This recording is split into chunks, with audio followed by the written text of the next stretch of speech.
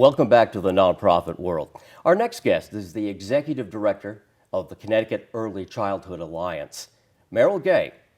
His mission and that of the Alliance is all children in Connecticut will enter kindergarten healthy, eager to learn, and ready for school success.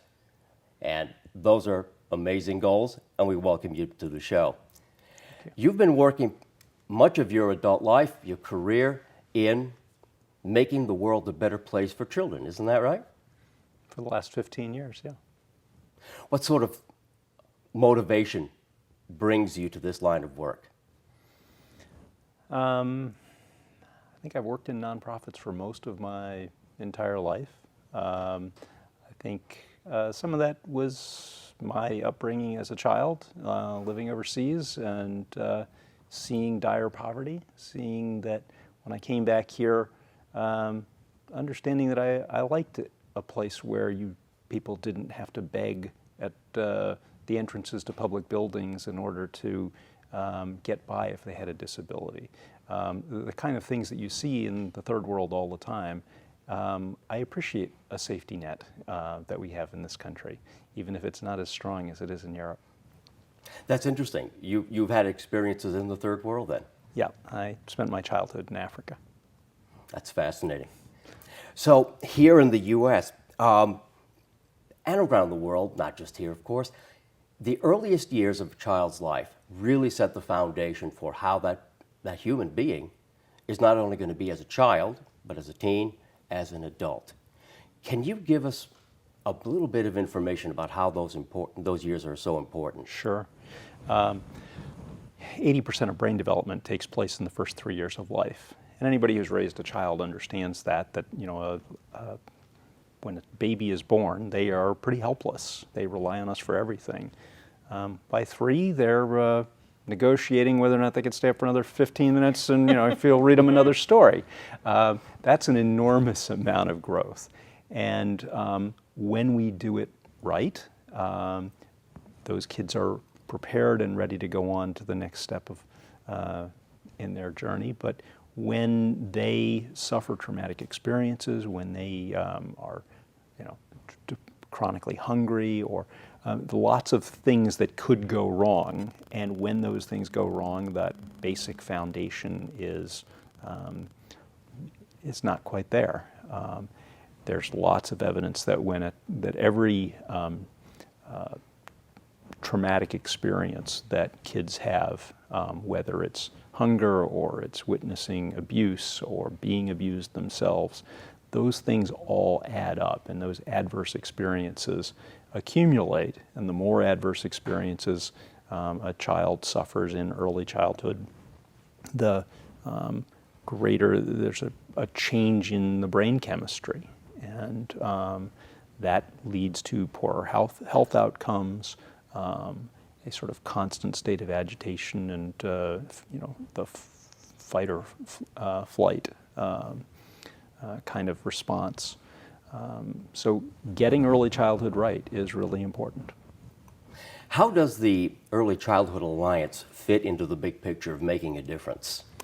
The Alliance is a place where we try and bring together all of the different kinds of organizations that are involved in serving children, doing research, and advocating for children, to a common place where we can share information, learn things, and identify barriers that are causing problems, and then to decide what we want to do to try and fix those problems.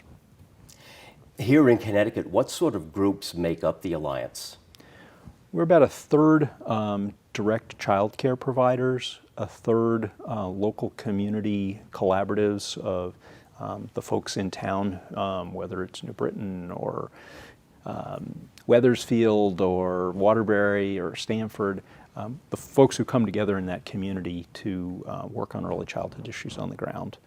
So, and then the final third are sort of an assortment of groups like the Diaper Bank, Connecticut Voices for Children, the Connecticut Health and Development Institute, the Infant Mental Health Association, groups that either do research or advocacy or sort of a particular niche. And so it's a pretty diverse group of people. When we get them together and they can decide on something and decide that we're going to advocate on it, it's kind of a statement that it's an important thing if this diverse group can come together on something. And Donna, you know from personal experience what some of these groups do, for example, with your work with the Hartford Public Library. Yes, and at YWCA, I know YWCA was benefiting from the Care for Kids program, and I wanted to ask you, with the looming budget cuts and more on the way, we had quite a bit in the past summer, and I know that Care for Kids was very much in jeopardy. Can you tell our viewers what Care for Kids is, what it does for a family, and what's in jeopardy? So the Care for Kids program is a child care subsidy program for working parents. Child care can easily be a family's largest household expense. If you've got an infant and a preschooler, you can easily pay more for that if you're paying market rate than you're paying for your rent or your mortgage. Infant toddler care is anywhere from $300 to $400 a week, and preschool is in the neighborhood of $200 to $250 a week. So that's a lot. And it's really completely out of reach of low-wage parents. And so the Care for Kids program is there to help fill up the gap of what they can afford to pay and what the market rate is. It's a combination of federal dollars and state dollars. And so it's about $53 million in federal dollars and 67, 68 in state dollars. And that program has just undergone some big changes. Congress reauthorized the Child Care Development Block Grant and made a number of good improvements. However, the appropriation process is different than the reauthorization process. Mm-hmm. And so they only gave us about another $1 million to administer the program. The changes they made were good changes. They extend the length of time that you get a child care certificate from 8 months to a year. They give families a longer time to find a job if they lose a job. And those two changes meant that the previous balance of new families coming on, essentially replacing people who were dropping off the program, got changed because people weren't dropping off the program as much. And the caseload built and built and built. So we now have a record caseload. And the Office of Early Childhood realized we're going to go over our budget if we keep this up. They initially proposed reducing the income eligibility from 50% of the state median income down to 30% of the state median income. And that meant that there were about 4,150 families who are on the program now, about 6,100 kids, who when they came up to their annual redetermination throughout the year, they were going to get cut off. Mm-hmm. And there was a great outcry, obviously, from those parents as well as from the child care providers who work with them, that this was unfair, that if you have people who are already relying on this program to pull the rug out from underneath them was going to cause great hardship. Mm-hmm. There were a couple of big meetings with legislators, and the Office of Early Childhood reconsidered and decided that we could keep those families on, but the trade-off was that they had to close the program to all the new families, except for the families who are on temporary assistance for needy families who are coming off of that and into the workforce, which is only about a third of the overall caseload. But for families who are having a baby now or who are trying to go back into the workforce and need child care, there isn't much assistance left. You have to have been a TANF family to get any help right now. And that's going to have a big impact. There are typically about 730 families who apply each month. In the past, some of those were people who had been on who then got cut off who were then reapplying in the course of the same year. But there are a lot of families who this impacts. So when that happens, I know from my experience when I was at Hartford Public Library, I learned that there's a lot of unlicensed Yes. centers as well. Right. Is that what's happening with these children that now won't qualify? So that's really the big fear, that this is going to force a lot of families into the unregulated sort of gray market. We just today heard about another child dying in childcare. And, this is a real fear that when you push kids into the unregulated world, it's 20 babies in a basement with a couple of moms watching them for, $10 a day or something, which is, it's just not safe. And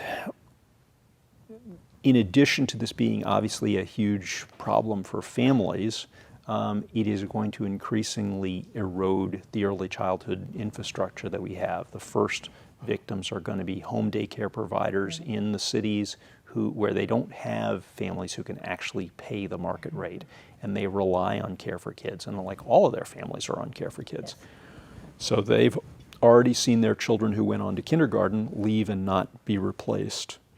And then home daycare providers really rely on infants and toddlers as their sort of bread and butter. That's where the biggest shortage area is in center-based care. So infant toddler care, usually a home daycare has both its infant toddler slots filled, and then they try and hold on to their kids as long as they can before they go off to kindergarten. Sure. But in places like Hartford, there's a lot of preschool, and therefore they've struggled to stay in business because they're always losing their kids to subsidized preschool. And it sounds like then the infants and toddlers, because this Care for Kids is being closed out, that less and less of them are going to qualify. Exactly. So it sounds like for small people, being our infants and toddlers, and small businesses, this is a bad move for the state. Yeah. So what kinds of advocacy, what are you planning on doing in this next legislative session, and how can viewers talk to their legislators about it? So the shortfall in the program is $32 million. And the problem is that the governor's already told every department you need to come up with how you're going to cut your budget by 10%. So, the Care for Kids budget is $120 million. A 10% cut would be a $12 million cut. We want to not only keep that cut from happening, but we also want to put $32 million back in. So it's, it's like carrying a heavy rock up the mountain while rocks are coming down on top of you. This will be very hard, and what we really need people to do, we really are looking for those families who need child care who aren't able to get it, to help share their story with legislators. People can get hold of us through the Early Childhood Alliance website. It's earlychildhoodalliance.com. It's a .com because all variations of .orgs were already taken. Okay. So, good to know. And we, as soon as the election is done, we plan to be trying to have meetings in communities with legislators to talk about the impact on families and the impact on the child care providers. So speaking of the child care providers, if there are child care providers who are at risk or very vulnerable with their business, perhaps closing or about to close, those are also stories that you would be looking for as well. Yes. And that would be earlychildhoodalliance.com. Yeah. Okay, wonderful. Tell us about the impact that it would have if young children, infants, toddlers, are not getting the kind of care. If we're not willing to spend the $32 million up front in their lives, down the road, what is the impact on society? Well, in some cases it'll be parents coming to the conclusion that they can't afford child care and therefore they don't go back to work. And that means that essentially they are putting their financial health at risk. You may find more families who aren't able to work and therefore find themselves in housing jeopardy, not being able to pay their rent. And then you'll see families relying on informal care. The neighbor down the street who works second shift, who could watch my kid first shift while I'm working. And some cases that could be wonderful, but in a lot of cases we're talking about somebody who doesn't have any training in childcare. May not have done those simple things of making sure that the plugs are covered and that you can't get to the bleach under the kitchen sink and those sorts of things, so that there are possibility. Those are all things that when you're regulated, the inspectors are looking for. And so the potential for children getting hurt goes up when they're in unregulated care. And then there's just the whole issue of, if you are in a chaotic situation as a little child, and there isn't anybody who's doing the things that we know are good for little children, like reading to them, talking to them, playing with them. The more it's just parking the kids in front of the TV while I try and do something else, the less language development those children are going to have, the less social and emotional interaction with other children. There's people have said, so why does the National Academy of Pediatrics suggest that children under 2 should have no screen time? It's not necessarily that what they're going to be watching is so terrible for them. It's what they're not doing when they're watching television. I mean, we've all seen little kids, or seen kids sitting on the TV, on the couch, kind of comatose, watching cartoons. Right. It's that you're not using your imagination, you're not talking, you're not playing, you're not doing things with your hands. You're not building forts when you're sitting there watching TV. You're not drawing or coloring or interacting and making up imaginary games. When I was at the library, I also learned a lot about the different kinds of language that's important to use with early children, infants, toddlers, and preschoolers. And they talked about business language, which is what most of us busy parents do, like get your coat or, let's go, that sort of thing, versus something called language dancing, where you're talking to them like, oh, what do you think the weather is going to be like today, and so forth. How does the Early Childhood Alliance help the programs that are part of the Alliance get that information out to parents, because parents are so busy and crunched and so forth? Is that something that the Early Childhood Alliance does? Well, the Alliance tries to keep its members up to date on the latest research on things. We aren't direct service providers. Sure. We're not interacting with parents directly, except in an advocacy arena where we may be helping a parent prepare testimony to, deliver to the legislature or something like that. But we really rely on our members to do that kind of work. Wonderful.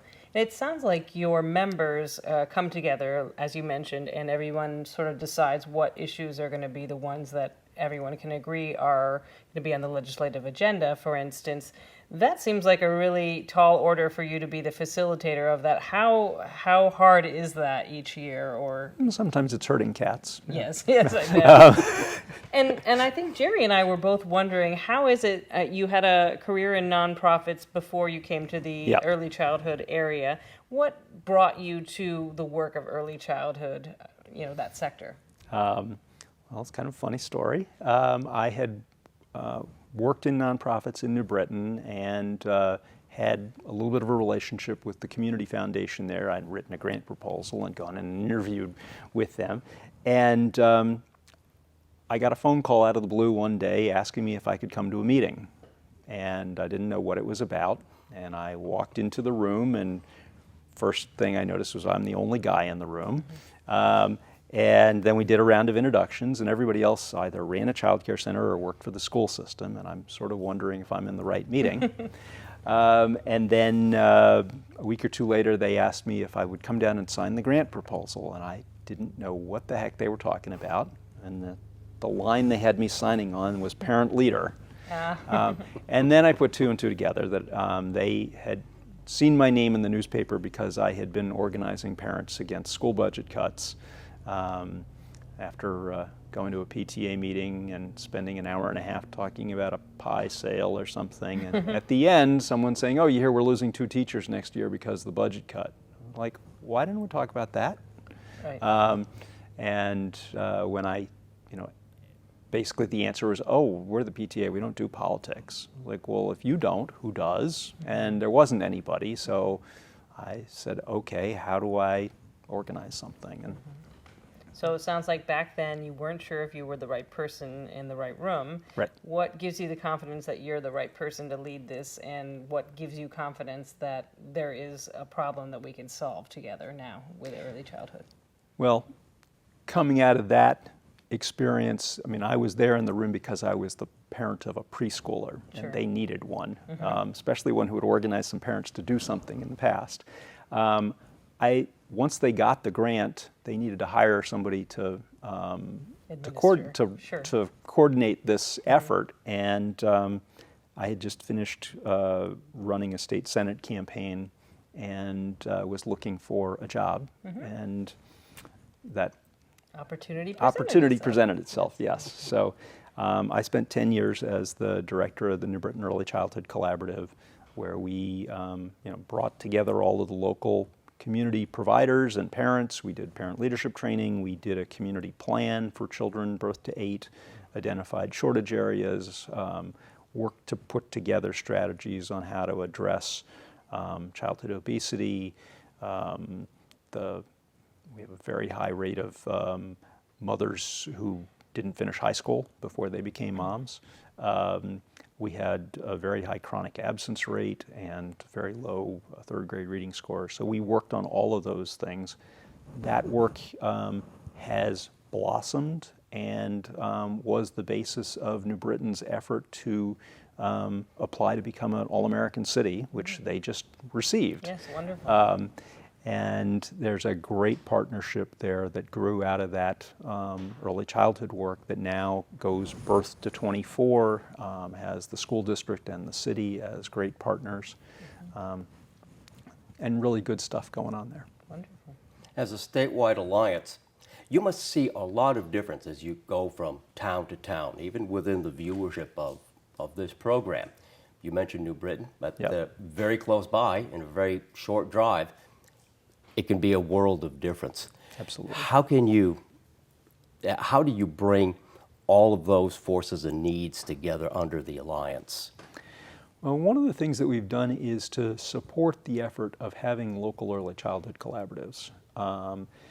That was something that the Graustein Memorial Fund helped to kick off 15 years ago with small grants to communities to come together and bring all of the early childhood providers and healthcare people and the folks who cared about kids in town together. About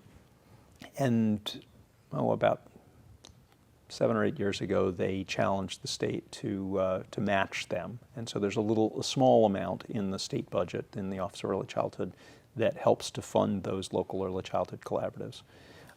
We've worked hard with those collaboratives and with state legislators to try and preserve that funding and keep those local collaboratives together, because while the Alliance worked hard to create the Office of Early Childhood that brought together services that touched families that were in 5 different state departments, and in each of those departments this was a little tiny piece of what they did, and brought those all together into the Office of Early Childhood, that's what it's all about, is children birth to 8. And while that coordination of state agency work is important, there is no way that somebody sitting in the state office building can understand the reality on the ground in a state that, while we're small, we're really diverse. Every year we present Children's Champion Awards to legislators in their districts, and it gives me the opportunity to drive all over the state. And you go to the northwest corner and it is very rural, northeast corner, I mean. You go to Bridgeport and it's very poor. You go a couple exits down the 95 and it's the richest people on the planet. And we've got everything in between. Meryl, we're almost out of time. If somebody watching the show wants to stay up to date on what's going on and get information from the Early Childhood Alliance on when they should call their legislator, is there a way to sign up on the Absolutely. website for your news alerts? Because Yes. I know you do such a great job with those. So on our webpage, there's a place where you can join the list. Okay, and that's earlychildhoodalliance.com. Yeah, Wonderful. and we do a weekly update. Great. Terrific. When we were chatting previously, you'd mentioned an interesting story about where 3 different people at one hearing provided interlocking stories. One led to another. This was about an educator in particular. Yep. Could you tell us that story? Sure. This took place in Plainville about 5 or 6 years ago, maybe a little bit more. We started off with a kindergarten teacher who talked about, in my first hour of kindergarten, I can tell you which kids went to preschool. And she was followed by a parent who told the story of her second son getting ready to go to preschool on his first day. And he was a little nervous. And finally his big brother came over, put his arm around him and said, "It's going to be okay. You're going to have, I can't remember her name, Miss Johnson also. She's great." And so little brother got his nerve up and went off to preschool, and he came home crying because Miss Johnson wasn't there. Uh-oh. She had left. And then the next speaker was Miss Johnson, who came up and said, "I went to Tunxus, I got my degree in early childhood. I love little kids. But I sat down and figured out how much I was getting paid, what my student loans were, what my car payment was, what my rent was, and I realized I couldn't make it on what I was going to earn. And so now I'm tending bar at Sliders." And it says something about our society when, serving drinks is higher pay than doing this really important work of working with little kids. Of being the first teachers of The this first little teachers, kids. really, yes. Exactly. Well, thank you for everything you do to make that happen with the Early Childhood Alliance here in Connecticut. Meryl Gay, thank you very much for being with us today. Thanks.